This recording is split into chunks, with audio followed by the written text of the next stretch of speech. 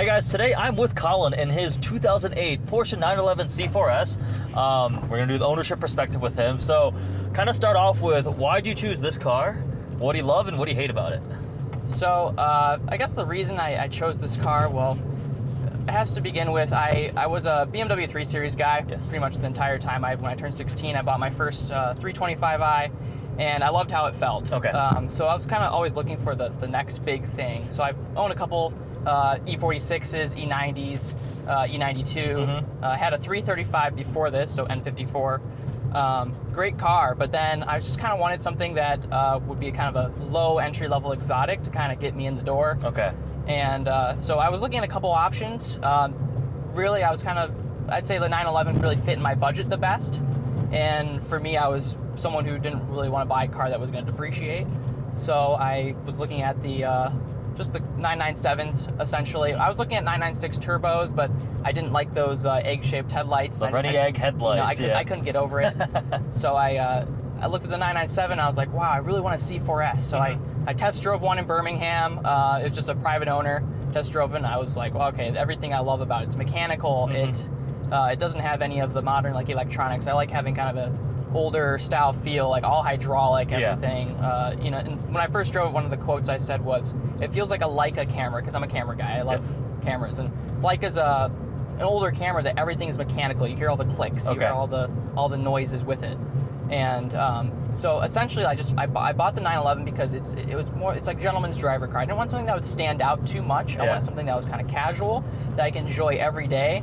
I could hit some decent speeds in, and I would just be able to have some fun, have a blast. Based on what you're saying, I don't think you're gonna like driving the RS7. Yeah, because that's like a bank vault in comparison. What would you say? So you really like the mechanical stuff? Is that probably your favorite part? Yeah, I'd say it's the feel of the 911. Okay. It's the essence of what a 911 is. Is there anything you don't like though? I'd say. What do you hate about the 997.1? What do I hate about the 997.1? Yeah. C4S. I'd say that's a kind of a hard one for me. Okay. With the 997.1, there's nothing like too much that stands out. I'd say the interior's a little boring. Okay. Overall, I've always kind of driven boring interior cars. The E90s were boring. The E46 is boring. Well, they're older, so they're more basic. And they're older. Yeah. But I'd say when it comes to this car, I really think they could have maybe stepped up a notch. Okay. Looking at the 991, it's a bit more detailed. Yeah. But obviously, this car originally debuted in 2005. Yes. So, it's that understandable. generation is quite old, yeah. All right, so we do need to talk about the other ideas you had, the other cars you were looking at. Yeah, so... You mentioned 996 turbo, but no. But earlier we were talking about freaking S-classes. I'm all over the place when it comes to cars. So my other cars, I have a Honda Civic LX. I bought it for $1,000.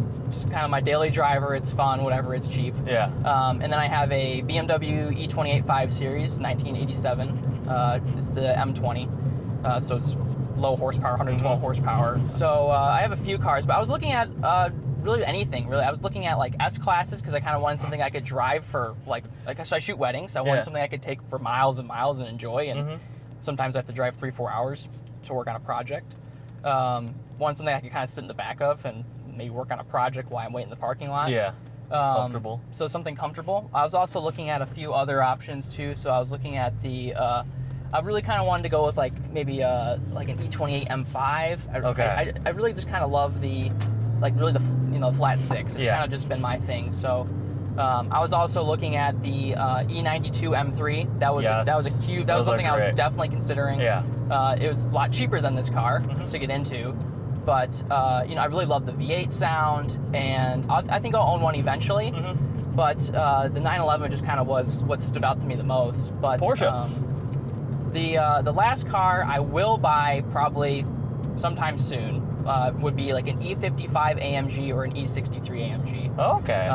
I definitely love the sedans. Yes. I love the four-door sedans. And so... I was looking at the E90 M3, the E92 M3, the W211 E-Class. Okay. So a couple different options. Yeah. Pretty much. Yeah. So you weren't really shopping what would compete against this thing? For me, I think it would be an E92 M3. E92 M3 would be similar, but you get a Mustang 5.0 something newer Yeah. or Camaro, SS1LE, I that wanted type to of stick stuff. something European though. Okay. So I'm just European car guy. Yeah. My mentality of why I've drive European is just because being in Michigan, everyone has a Ford, everyone Yes. has a Chevy, everyone has a GM product. So I wanted something where it stands out, right? So it's just like when you go to Germany and you see a Corvette in Germany, you're like, wow, Whoa! okay. Yeah. So it's the same reason why I drive a 911, because Yeah. you're here and you're like, wow, a 911 in Michigan, okay. They are a lot more common than Corvettes. So Yeah, because you probably could have gotten a C6 Vet for this kind of money, which Yeah. would probably be a little bit faster, but Yeah. I was also thinking about like a Z06 Mhm. C7. okay. Well, that's way more expensive though. Yeah, I was kind of considering one of those because I had a bigger budget than what I Yeah. spent on this car. Okay. But it was just definitely an option. So So now, do you think you're gonna modify this at all? yeah, I think You so. talked So about the Aero kit. yeah, I was thinking about putting an Aero kit on there. I was thinking about doing the Aero kit front bumper with Okay. the little lip spoiler, and then I was considering doing like a bigger wing on Okay. the back. So on the idea, just because I kind of want to keep the 911 body line, Mhm. but I also just like wanted to own a cool car with a cool wing. So I'm like, I don't know. One of my friends Maybe. he has a 996, I think C2S, and he put the GT3 body kit on Okay. it. And it looks pretty cool Huh. with a big wing out back. Any mechanical stuff you want to mess? Exhaust? Exhaust? I want to make sure I want to make sure I have some sort of exhaust eventually Okay. on here. One of the issues that happens with the 997.1 is they have like a couple things. So the IMS bearing isn't as big of an issue Okay. in the 997.1 or the 997.2, but bore scoring is definitely an issue that can arise. Ooh, It happens you're right here. eventually. Okay. So with these cars, it's kind of random when it happens. You really have to let the car warm up before you drive it.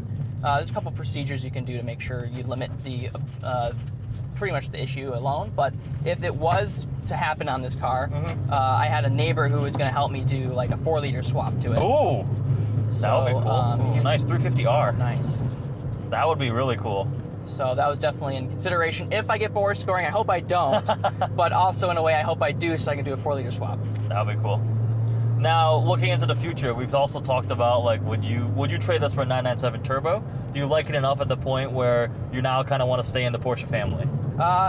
I think I do want to stay in the Porsche family. Part of the reason I purchased this car is because reliability.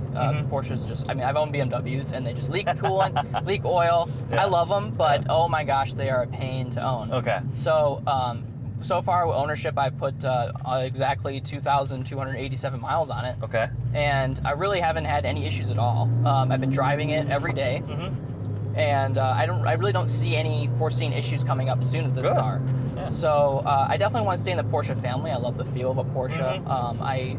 I like how simple they are. They're simplistic, but it gets the point across of sports car and Okay. it's driver oriented. Yeah. So it's definitely something that I'll stick with. Maybe eventually go to like a Carrera GTS or go to like a 997.2 turbo or something. So between 0.1 and 0.2 Carrera 4S, how did you decide? So this is the final year of the pre-update. So Was it just kind of budget, or did you prefer some things? Because like, so there's a few reasons why I ended up getting this car. Okay. They're just highly desired cars. I spent about 6-7 months looking for the right car. Oh, wow. And there were several times where I was about ready to put a deposit down, and someone got to the car before me. oh no. I almost put a deposit down on two 997.2 Carrera 4Ss before Okay. this. Each car was about $10,000 to $15,000 more than Okay. this car was, and I was okay with that. I was willing to spend that. They're beautiful cars. Yeah. And so part of it was availability. There just weren't any on the market. Okay. I really kind of wanted to get into something because I was stuck driving my Civic for 3 months, and I was like, okay, Yeah. I need something nice, you know? Yeah. So then all of a sudden this car popped up in Columbus, Ohio, and I just went for it. So I went down there, purchased it, got a good deal. Yeah. And you know, there's some design differences with the Carrera 4S with these years. So they updated everything to LEDs. Yes. They also did a new front bumper, new rear bumper. They gave you the light bar. Yeah, the light so bar you have across the the light back bar on and the then across the C4S. back.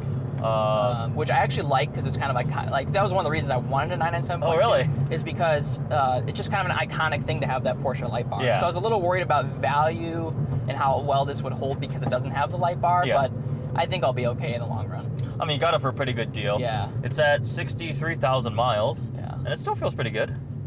Yeah. Well, that's also Michigan, so eventually everything will be rattled to nothing. But so.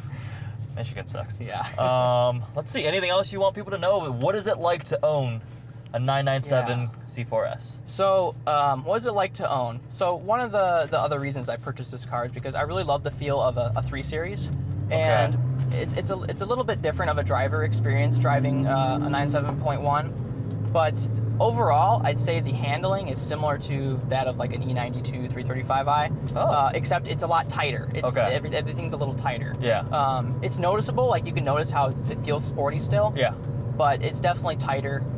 Mechanical, it's awesome. Like I love being able to like wake up in the morning and just like go for like morning drive, or like an afternoon drive, where you're just able to hop in and just know the car's going to turn on, and just go for that drive and be able to have like the wing that pops up. You didn't know with all your BMWs. Yeah. So I'd hop in the car and I'd be like, oh, there's coolant everywhere. Yeah. Great. Not driving today. All right. So overall, great experience. I really haven't spent much in maintenance at all. Actually, I haven't spent anything in maintenance yet. Okay. 2,000 miles. 2,000 miles. Well. So we'll see. I think there's a couple things coming up soon. Yeah. I think definitely like control arm or something because Michigan. Yes. And there's a clutch ignition switch that I need to purchase because the car's kind of acting up where sometimes it'll start, sometimes it won't. But you just have to keep your foot in the clutch and it'll start eventually. Okay. So a couple weird things. I mean, it's a 10-plus-year-old car, and things happen. But overall, I'd say my favorite part of the car when it comes to the driving experience would be, well, it's really two things. It's really the handling, the feel, along with the manual gearbox tied to this car. Is absolutely excellent. Manual. You have to get Porsche manuals are amazing. Yeah. It's just so notchy. It feels like the shifts are just so like. There's like a lot of oomph in each shift. But I was watching another video recently, and what was mentioned was that with buying a Porsche that's a manual, when you go through those gears to those high RPMs, you feel like all the torque. Like there's a lot of cars that have high torque, but you don't really feel all of it. With this car, you feel every little bit of it going through that manual gearbox. And that 3.8 is definitely a little more torquey than the lower end motor. Yeah. So. Which is the 3.6. 3.6, yeah. So. Cool. Well, there we go. That is what is it like to own a 911 C4S of the 997 generation. And I'm going to do a full review of this video. If you guys like this video, please comment below. If you have any questions, please comment below. Thanks for watching.